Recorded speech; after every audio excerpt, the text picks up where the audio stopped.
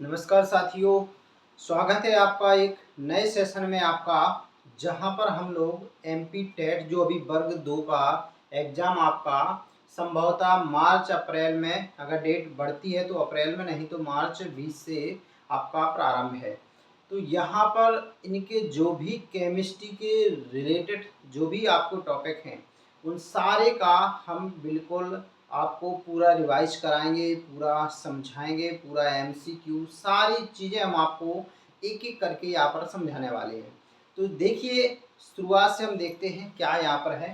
तो यहाँ पर देखिए एमपी टेट वर्ग 2 आपको देख पा रहे हैं ना आप, रसायन शास्त्र, मतलब यहाँ पर हम किसके वो कवर करेंगे, केमिस्ट्री के हम यहाँ पर करने वाले हैं, रसायन शास्त्र की। और इकाई ये दोस्तों आपकी 16 नंबर की होगी, 16 नंबर की इकाई देखिएगा। और टॉपिक का जो आपका नाम है गैसों का अणुगति सिद्धांत, इसको हम आपको समझाने वाले हैं। तो यहाँ से आपका ये सोच के चलिए कि एक प्रश्न जरूर यहाँ से आपका उठने वाला है। चलिए हम स्टार्ट करते हैं आपके लिए। क्लियर, यहाँ पर देखिए आप, ये देखिए आप यहाँ पर देखिए कि आखिर जो गैसों का जो अणुगति सिद्धांत है, तो ये आखिर किसने दिया था। तो चलिए इसके बारे में हम लोग देख लेते हैं, ये किन लोगों ने दिया था इसको, सिद्धांत को। ठीक है, ये सिद्धांत किसने दिया इसके बारे में हम लोग देखते हैं। देखिए यहाँ पर ये प्रतिपादक, ठीक है, कौन रहे, तो ये हम देखते हैं। क्लियर, अब देखो यहाँ पर जो प्रतिपादक रहे वो देख लीजिए आप। क्लियर, हाँ,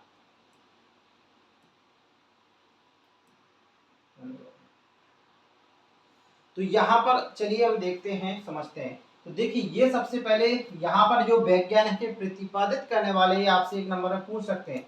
देखिए रॉबर्ट आपका जो हुक हैं, ये मत भूलिएगा, रॉबर्ट हुक हैं आपका।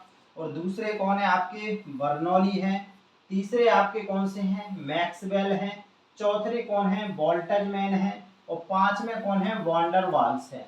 तो ये पांच वैज्ञानिक, Robert Hooke, Bernoulli, Maxwell, Boltzmann, van der Waals, यहाँ पर आपको प्रश्न देखने को ये मिलेगा कि इसमें से किसने ये सिद्धांत दिया। तो ये 3-4 वैज्ञानिक के नाम देखेंगे, वो एक आदमी होगा उपरोक्त सभी। तो ध्यान रखिएगा, इन सारे के आपको याद रखना है। अब समझते हैं इसकी मुख्य परिकल्पना। ठीक है, इसकी मुख्य परिकल्पना हम समझते हैं। तो पहला लिखा कि प्रत्येक गैस सूक्ष्म कणों से निर्मित है, जिसे अणु कहते हैं। तो ध्यान रखिएगा यहाँ पर कि गैस के केस में आपको कि बहुत प्रत्येक गैस, चाहे जैसे आप ऑक्सीजन देख लीजिए, चाहे आप नाइट्रोजन देख लीजिए, हीलियम देख लीजिए, ठीक है, तो ये कोई भी आपको गैस है, तो ये किससे मिलकर के बनी होती है, ये आपकी मिलकर के बनी होती है आपकी अणुओं से। किससे मिलकर के बनी होती है, अणुओं को। अब देखिए आप, मैंने एक को नहीं बनाया, परमाणु नहीं है यहाँ पर कॉन्सेप्ट में, क्या है, अणु। तो यहाँ पर आपको ये ध्यान रखना है कि गैस जो होती है वो परमाणु से मिलकर के नहीं, बल्कि किससे उसकी इकाई बोला गया है यहाँ पर, अणु।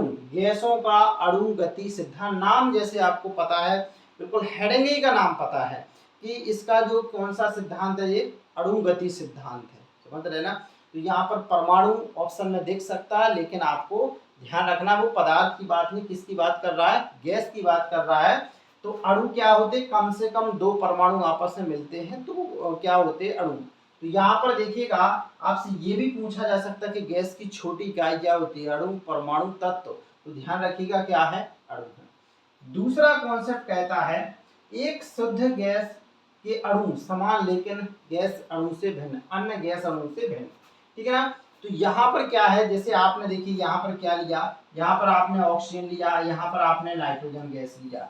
तो देखो ऑक्सीजन के सारे उसके जो गैस के अणु हैं, वो पूरी तरह से आपको उसका साइज कैसा मिलेगा, समान मिलेगा।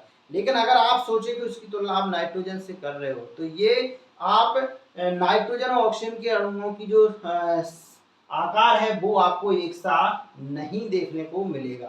तो ध्यान रखिएगा।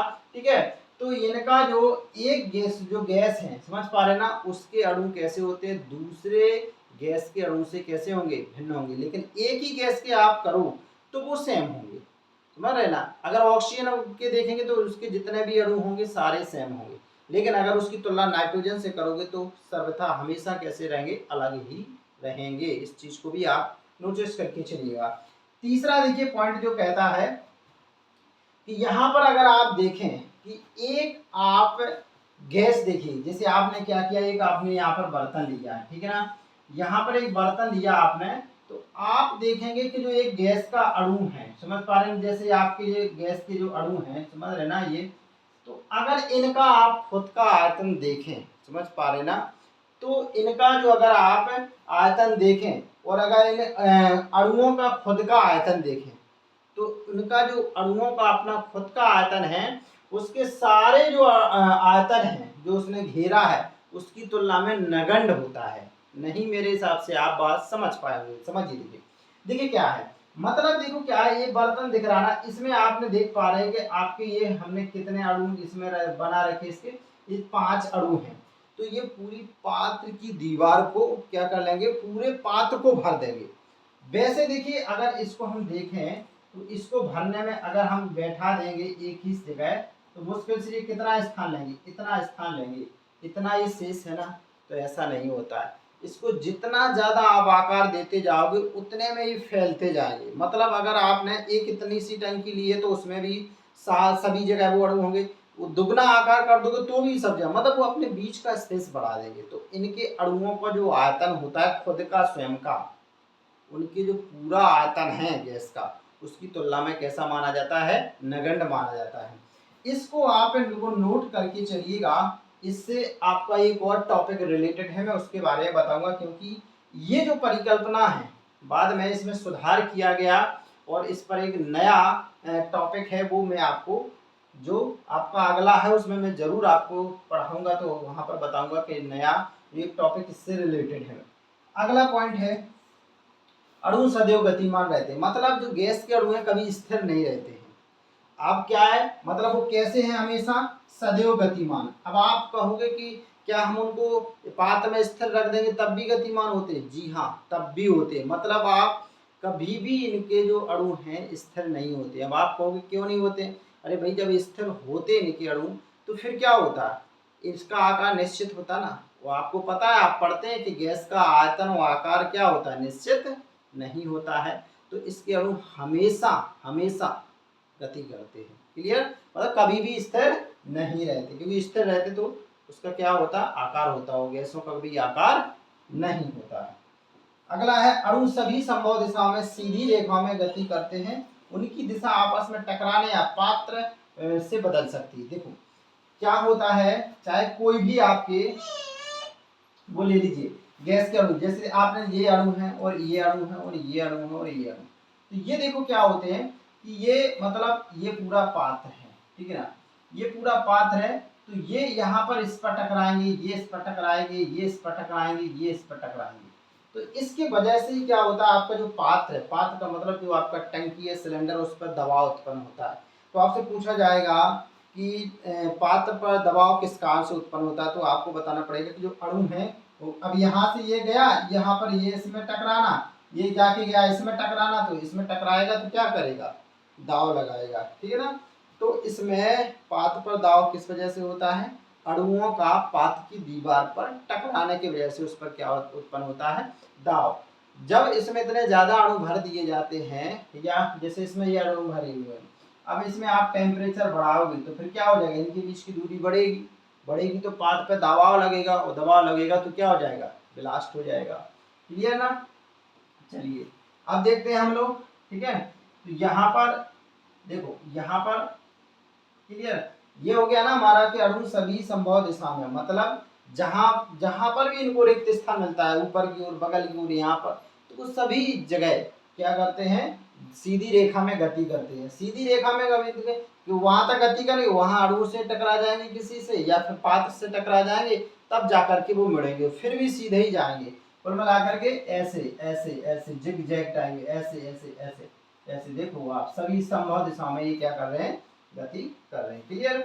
चलिए अब देखते हैं हम अगला, अगला क्या कह रहा है उसको देखते हैं। देखो यहाँ पर ये कि गैसों द्वारा जो दाव पात्र की दीवार पर लगाया जाता है, वह गैस के अणुओं का पात्र की दीवार पर टकराने से उत्पन्न होता है। तो ये हम लोग पढ़ चुके हैं कि जो दाव होता है वो आखिर क्या है, जो गैस के जो अणु हैं वही क्या हो रहे हैं, पात्र की दीवार पर आपके टकरा रहे हैं मित्रों। तो क्या हो रहे हैं, वही आपके क्या हो रहे हैं, उस पर दीवार पर टकरा रहे हैं। अगला है, गैसों का अणु गोलाकार और पूर्ण प्रत्यास्थ होते हैं। अब देखो जो गैस के अणु होते हैं वो बिल्कुल गोल होते हैं। कैसे होते हैं?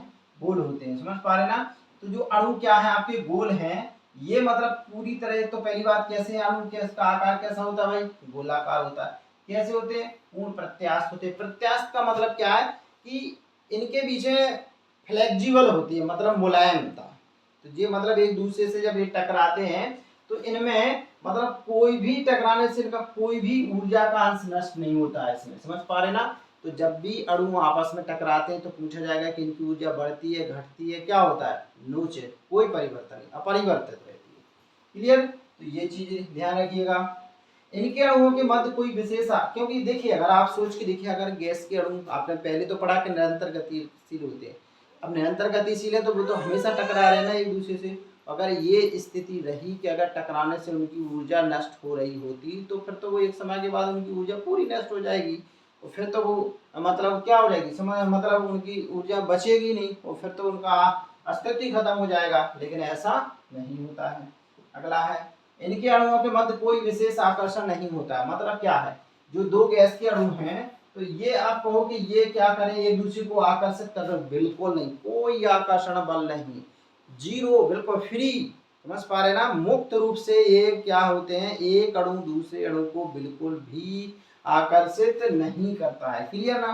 ये कंफर्म हो गया ना? तो वो पूछेगा क्या इनमें आकर्षण होता है, प्रतिकर्षण होता है? कुछ नहीं होता है। क्लियर?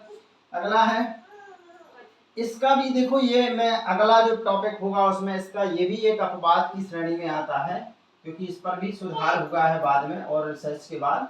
इसके बाद पर आपका एक और आगे बनाया गया है टॉपिक, वो आपके इसमें है, वो मैं बताऊंगा। गैसों का ताप उसकी गतिज ऊर्जा के समानुपाती होता है। सीधी सी मतलब होता है कि जो गैसों का जो ताप है, समझ पा रहे ना, उनकी जो गतिज ऊर्जा है, समझ पा रहे ना, उनकी जो गतिज ऊर्जा है, समझ रहे ना, उसके कैसे होता है? सीधी मतलब सीधा इसका क्या होता है, अगर जितना आप ताप बढ़ाओगे तो उनकी अणुओं के बीच की गति बढ़ेगी। जितना आप, जैसे आप देखिए सिलेंडर में अगर गैस कम हो, ब्लास्ट क्यों हो जाता है आग लगने पर? क्योंकि उसमें क्या हो जाता है, जैसे उसको गर्म होता है उसके अणुओं की भी क्या होने लगती है? गति होने लगती है। गति लगेंगे तो दीवार पर, पात्र की दीवार पर तेजी से टकराएंगे, उसको क्या कर देंगे? ब्लास्ट कर देंगे। तो जितना ज्यादा टेम्परेचर बढ़ेगा तो उसमें क्या होगी, अणुओं की जो गतिज ऊर्जा है वो क्या होगी, उतनी ही ज्यादा बढ़ेगी। क्लियर ना? अगर अणुओं की गतिज ऊर्जा पर गुरुत्वाकर्षण का कोई प्रभाव नहीं पड़ता है गति पर। मतलब अणु जो गति कर रहे हैं तो क्या इसका गुरुत्वाकर्षण से प्रभावित होंगे? गुरुत्वाकर्षण की गति बढ़ेगी, घटेगी? जी नहीं, बिल्कुल नहीं, कोई भी इफेक्ट नहीं होने वाला है यहाँ पर। ये अपरिवर्तित है, गुरुत्वाकर्षण बल का कोई प्रभाव यहाँ पर आपको मित्रों नहीं देखने को मिलेगा। क्लियर ना?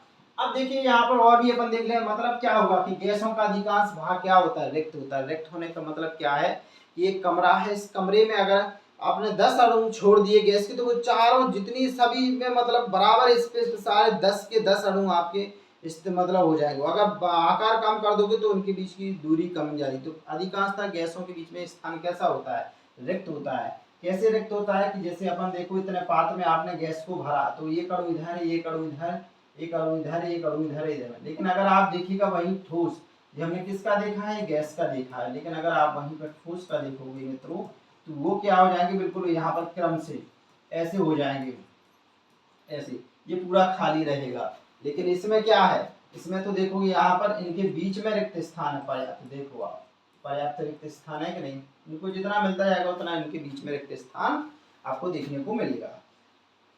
तो गैसों के अणुओं का जो आयतन कैसा होता है? नगण्य होता है। तो इनके जो अणुओं का आयतन है उनके खुद के बड़े आयतन की तुलना में, अब इसका आप आयतन देखें और पूरे का देखें तो जितने में दोगे उतने में फैल जाएगी। लेकिन इनके अणुओं का आयतन कितना है? ना के बराबर। एक गैस का अणु का कितना है? इतना है। 4 का आपने ले लिया कि चलो 4 का अणु कितना है? आयतन लो इतना हो गया। लेकिन अगर इसको आप फैलाओगे तो इतने में ये चारों तरफ ऐसे फैल जाएगा। क्लियर ना? गैसों के अणु सदैव गतिमान रहते हैं, हमने बता दिया कि वो कैसे करते हैं, हमेशा गति करते हैं, रुकते नहीं है। अगर रुकते तो फिर उनका आकार निश्चित होता, और आपने पढ़ा है कि गैसों का आकार निश्चित नहीं होता है।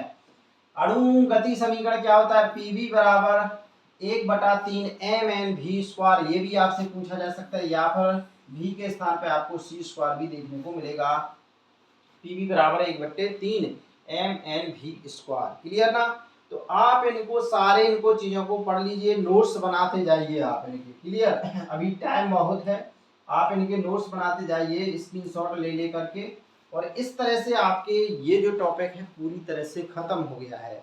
लेकिन हम इसके आपको आपके ऑब्जेक्टिव क्वेश्चन जितने से संभव हो सकेंगे वो हम आपको लेकर के आएंगे, तो वो भी आपको इनको चीज़ों को देखना है। तो इस क्लास में आपको किस तरह से समझ में टॉपिक आया, ज़रूर कमेंट करके अपनी प्रतिक्रिया दीजिए, और जो चीज़ आपको नहीं समझ में आई उसका भी आप कमेंट करिएगा।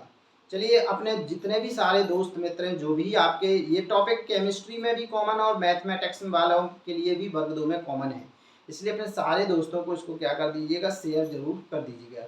चलिए दोस्तों, नेक्स्ट वीडियो का इंतजार करिए, तब तक के लिए देखते रहिए science galaxy by Harish sir. और अगर आपको वीडियो पसंद आ रहा तो इसको शेयर, लाइक और सब्सक्राइब चैनल को ज़रूर करिए। बहुत बहुत धन्यवाद।